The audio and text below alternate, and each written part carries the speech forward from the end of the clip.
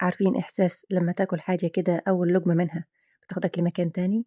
فطيرة الراعي أو الShepherd's Pie واحدة من الأكلات اللي ليها طعم خاص جدًا، أكلة دافية وليها طعم غني جدًا بالنكهات، الأكلة دي جاية من الريف الإنجليزي، وكانت زمان أكلة الفلاحين يعني أكلة مشهورة كده كانت بتستغل بواقي الأكل كده وبواقي اللحمة اللي في التلاجة بوصفة حلوة. وصفة النهاردة جميلة جدًا معانا، هنشوف النهاردة هنعملها إزاي ونقول بسم الله الرحمن الرحيم، اللهم صل وسلم على سيدنا محمد، ويالّا بينا على وصفتنا.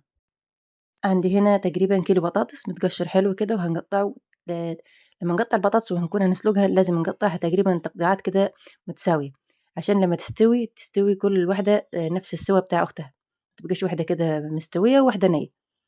قطّعنا كمية البطاطس زي ما شايفين كده، وهنسلق البطاطس على نار هادية، ونحط ملح كده في المَيّة مش كتير تمام. عندي هنا بصلة وسط مش كبيرة ومش صغيرة، هنقطّعها تقطيعة مش صغيرة برضه ومش كبيرة، ناعمة يعني تقطيعة حلوة كده وناعمة. وصفة النهاردة بصراحة يعني طعمها جميل جدًا، حلوة جدًا، جدًا في الجو ده، وخصوصًا كده أنتِ وبتاكليها كده بتحسّي بأطعم كتير بس متناغمة كده مع بعض، بتحسّي إن هي بتعمل مزيكا كده في البُق. عندي هنا الحلة اللي هنشتغل فيها شوية زيت أو أي مادة دهنية أنتِ بتفضّليها، أنا دايمًا باحب أفضّل أشتغل بالزيت لو في حاجة كده يعني حاسّاها عايزاها تبقى أخف، تمام. هنحمّر البصلاية يا دوب تصفر معانا كده وتاخد لون مصفر، مش هنخلّيها كده لحد لمّا هي تتحمّر. عندي هنا شوية لحمة مفرومة زي ما قُلنا في بداية الفيديو، وصفة النهاردة دي بتلم بواقي التلاجة، يعني دي مش كمية لحمة كبيرة، يعني يعتبر حاجة كده على جنب كانت في التلاجة، هنسيبها عادي كده هتفُك بس أهم حاجة توطّي النار عليها، طالما أنتِ واثقة من اللحمة بتاعتِك نضيفة وحلوة ومش بتزفّر، اشتغلي بيها كده تمام وهي مجمدة، لكن لو هي أنتِ شاكة إن هي ممكن تكون هتزفّر معاكِ كده، بلاش استنيها لمّا تفُك واشتغلي بيها. أول ما استوت معانا اللحمة كده وخدت التشويحة الحلوة، هانزل عليها بفصين توم كبار مهروسين في الهون، وبعد كده اديهم التشويحة الحلوة. بعد ما شوحنا التوم كده أول ما نشم ريحة التوم كده تطلع معانا، هننزل كده برضه ده نُص كيس خضار مشكل، هي الوصفة الأساسية بيبقى فيها بسلة وجزر ما بيبقاش فيها الفاصوليا، تمام، بس إحنا عشان بنحب الفاصوليا فعادي، تمام. هتنزل بيها مجمدة كده برضه وهنديها أنا نزلت بيها هنا في الأول عشان تستوي معانا بسرعة. عندي هنا فلفل أخضر، لو حابّاه حامي تمام، لو حابّاه بارد زي ما أنا مشتغلة بيه كده تمام، كل حاجة وذوقِك. عندي هنا نُص مكعب مرقة، فلفل أسود، بابريكا، معلقتين صلصة محترمين، تمام، لو حابّة تضيفي بهارات من عندِك تمام، بس أنا كده بالنسبة لي هي مِيّة، مِيّة وما بتحبّش بهارات كتير على فكرة الأكلة دي، بتحب دايمًا الفلفل الأسود وبهاراتها بتكون هادية. بعد كده ذرة سكر عشان تعادل معايا الحموضة بتاعة الطماطم. بالنسبة للصلصة دايمًا أنا باحب أنزّلها كده الأول قبل ما أنزل بالطماطم، زي ما شايفين معانا كده. الحركة دي بتشويحة الصلصة كده الأول بتشيل الطعم اللي هو المُعلبات، في نفس الوقت بتدّي سُمك كده للصلصة، وبتدّيها لون أحلى بكتير من إن أنتِ تحطيها في الخلاط مع الطماطم، تمام.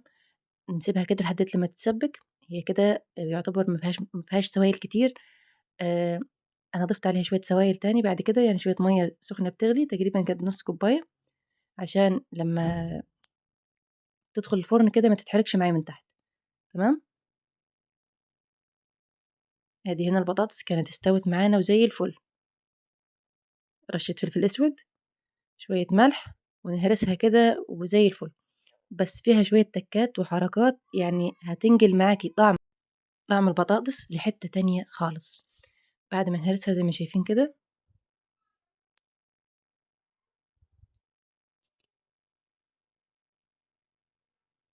أهم حاجة تهرسيها هرسة ناعمة، مهم جدًا في الوصفة دي إن يكون مهروسة ناعم. عندي هنا معلقتين زبدة كبار، لو حابة تزودي يكون أحسن وأحلى، بس إحنا مش حابينها تكون دسمة أكتر، يعني استكفيت ب2 معلقتين زبدة أو 3 تمام. وهنهرسها عادي كده حرارة البطاطس هتسيح معانا الزبدة، خلّي معاكِ نُص كوباية لبن كده على جنب وأنتِ بتهرسي البطاطس، هتضيفيها شوية، شوية، أهم حاجة نُص كوباية لبن على كيلو بطاطس، لو حابة تضيفي زيادة برضه يرجع لذوقِك، بس إحنا أهم حاجة نوصل للقوام اللي هنوريه لِك في الآخر بتاع البطاطس يكون عامل إزاي. ضفنا بقية كمية اللبن، زي ما شفنا في الأول ما بنحطش حاجة على البطاطس غير ملح وفلفل أسود فقط. هنا ضُفت شوية البطاطس لقيتها ناقصة شوية ملح، تمام، فضِفت شوية الملح. بُصّي الكريمة كده تحسّي إن هي كريمة مش بطاطس خالص والله يا جماعة، يعني زي ما قُلت في الأول كده كريمة، كريمة، كريمة. هانزل هنا بالخليط اللي إحنا عملناه الأول، الخضار المشكّل كده مع اللحمة المفرومة من تحت في الصينية، أي صينية عندِك وتشتغلي بيها. زي ما شايفين الخليط معانا هنا مش تقيل ومش خفيف، عشان لمّا يدخل الفرن ما بيبقاش سايل كده ويطلع كده من الأطراف ويغطي البطاطس، لأ، ما يبقاش برضه في نفس الوقت تخين عشان ما يتحرقش معاكِ في الفرن. هنجيب البطاطس كده اللي إحنا عملناها مع بعض، البطاطس البيوريه اللي طعمها خطير بجد، وهنوزعها كده من فوق الصينية. ما تحطّيهاش نصيحة، ما تحطّيهاش مرة واحدة كده في جنب واحد، هتغلبِك جدًا في التوزيع. فإحنا هنا هنوزع كل شوية كل معلقة كده في جنب عشان تبقى سهل علينا في التوزيع. وبعد كده نوزّع كده ونخلّي الوش متساوي معانا، ونغطّي الطبقة بتاعة الخضار اللي من تحت.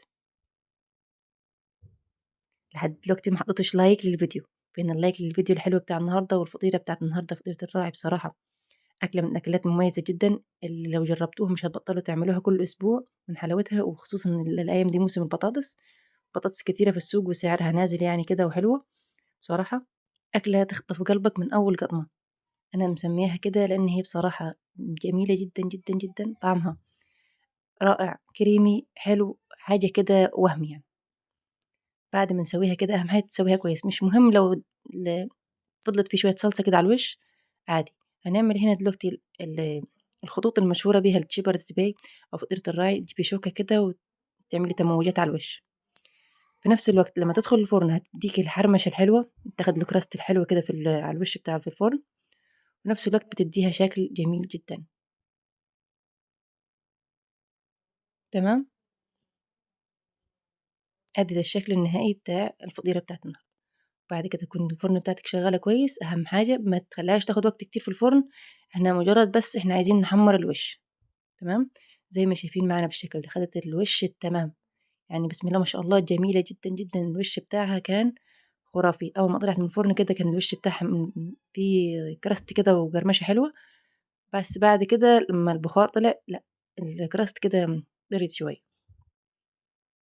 أنا كنت عاملة جنبيها شوية رز بشعرية، تقدروا تاكلوها على كده بأي نوع عيش أنتم تفضّلوه، بس هي بصراحة والمفضلة يعني لقلبي مع الرز، حاجة كده خطيرة، أكلة كده تدفّي في الشتا والجو الشتا والبرد ده، بيحب الأكلات اللي زي دي، الأكلات الدفا كده تحسّي إن الأكلة دي بتلِم العيلة وبتعمل الأجواء حلوة، شكلها تحفة وأمورة بجد يعني، تخطف القلب والعين وكل الحواس كده معاها، من حلاوتها وطعمتها وسهولتها والبساطة بتاعة الأكل، عارفين الأكلة البسيطة بس في نفس الوقت تدّيك طعم واو، هي دي.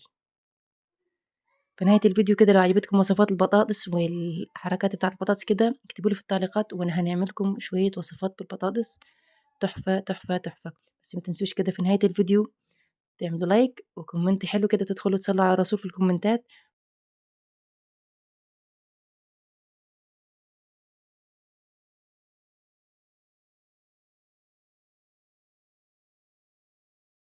وإن شاء الله نشوفكم على خير في فيديو جديد أحبائي في الله. كانت معكم خلود السيد، نشوفكم على خير، مع السلامة.